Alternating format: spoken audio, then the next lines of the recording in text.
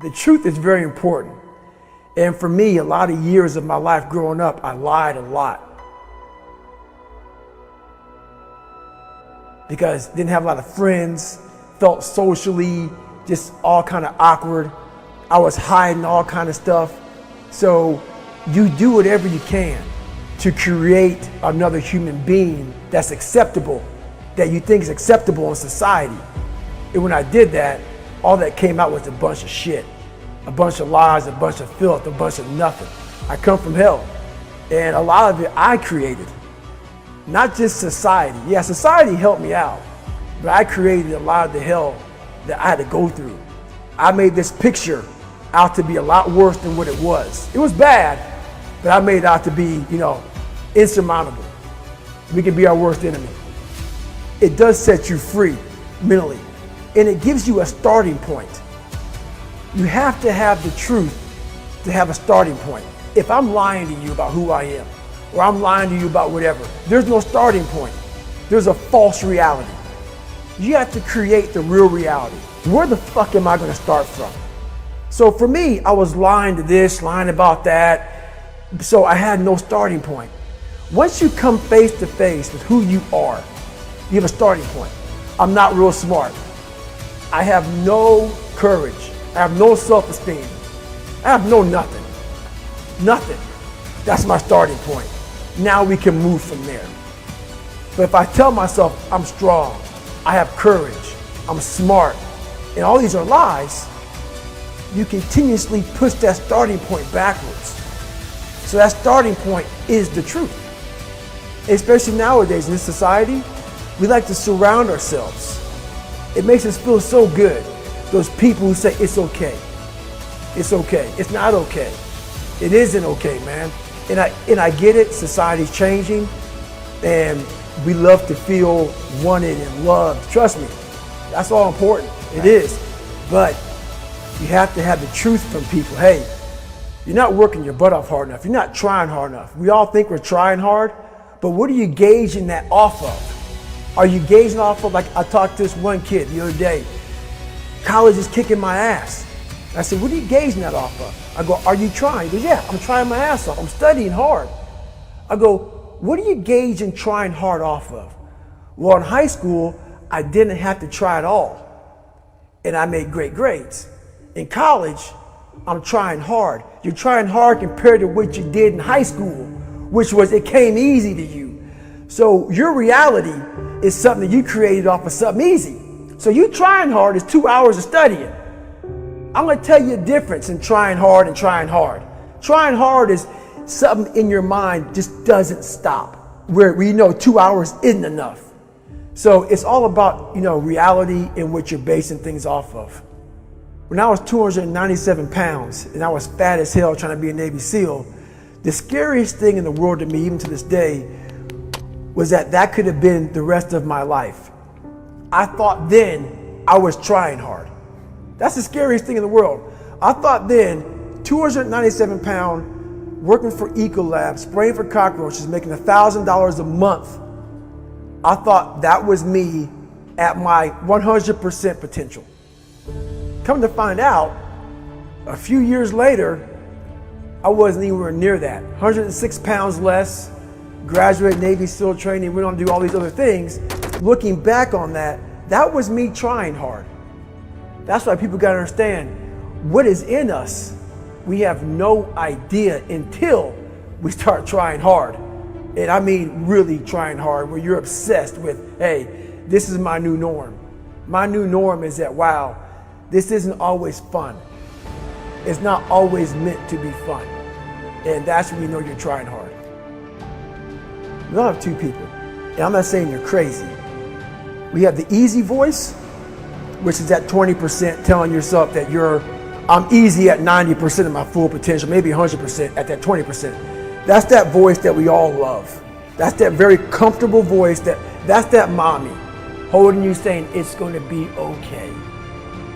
Doesn't care how good you are, just loves you. Just loves you no matter how messed up you are in life. That's where you wanna be at. So that's that one voice. This other voice that we walk very far away from is a voice saying, hey man, you ain't doing shit. So we try to get this voice out of our head completely. And we live over here in this land. So what you have to do first is turn up this voice over here. The voice saying things to you that aren't nice. That it's in our head saying, you know what, man, dude, you're not doing shit. And it's not putting yourself down. People take this the wrong way in this new society. I'm not saying to put yourself down. I'm saying listen to the truth. And the truth isn't in the 20%.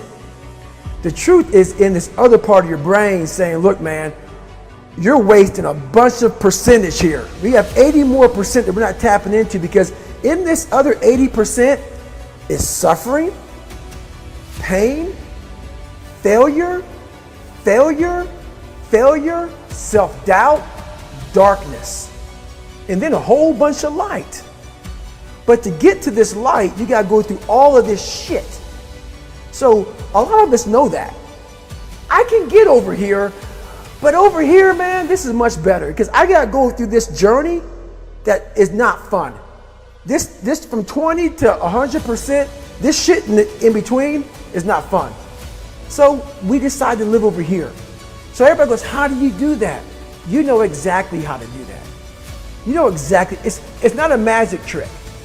It's all back down to a very primitive mindset of we just have to do.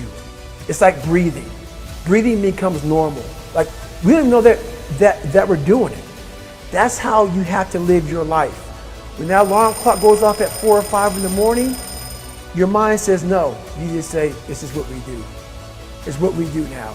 Because to get to where you want to go, the amount of pain involved, I'm not saying physical, I'm not saying you got to break yourself off. The amount of mental pain of how many times you're going to have to do something that you don't want to do to get to where you want to go.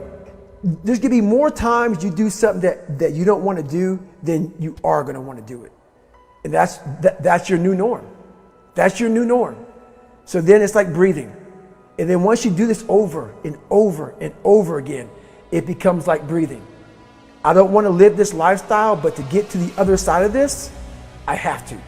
So if you really want it, you realize what trying is and what trying is not. Whatever I wanted, I did. And that's where I started seeing myself further and further away from my true self. And your true self is found, honestly, in that very uncomfortable zone. I had this haunting voice in the back of my head. A lot of us have it. We just ignore it. And it was there for years. So I knew in the back of my mind that I could pull off this whatever. Whatever I wanted, I knew I could. But I was afraid of the work, because I wasn't gifted with brains. I wasn't gifted with God-given talent as far as like athleticism. So I knew to get to where I had to go, to be on the same playing field as these men, to even try out for this program, I knew the work was going to be something that I didn't want to even attack. So I was just putting it off.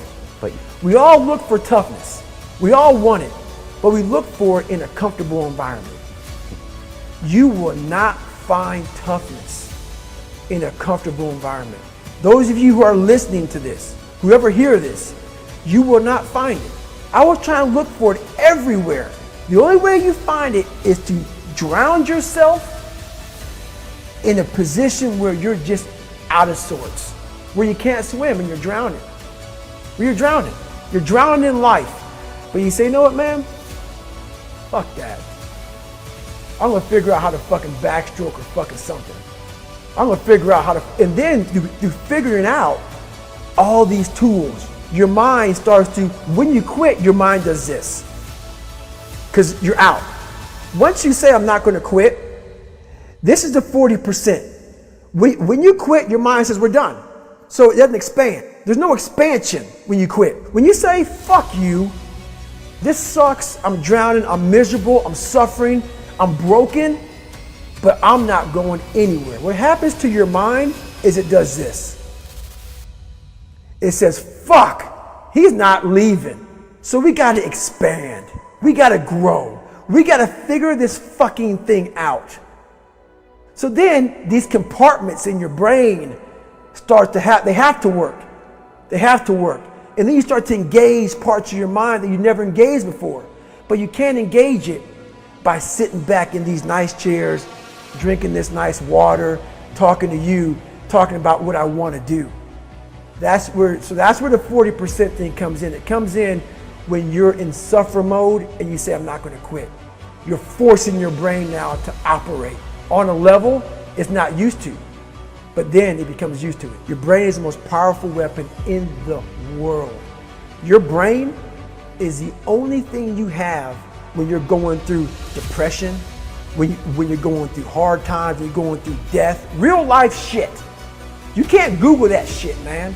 You're alone. You may have a shrink you're going to, you may have a best friend you're going to, but there's 24 hours in a day where you're alone in this brain. And your brain is talking to you in all kinds of ways. And it wants to control you and pull you in these different pockets. If you can't control your own brain and your brain controls you, you're fucked.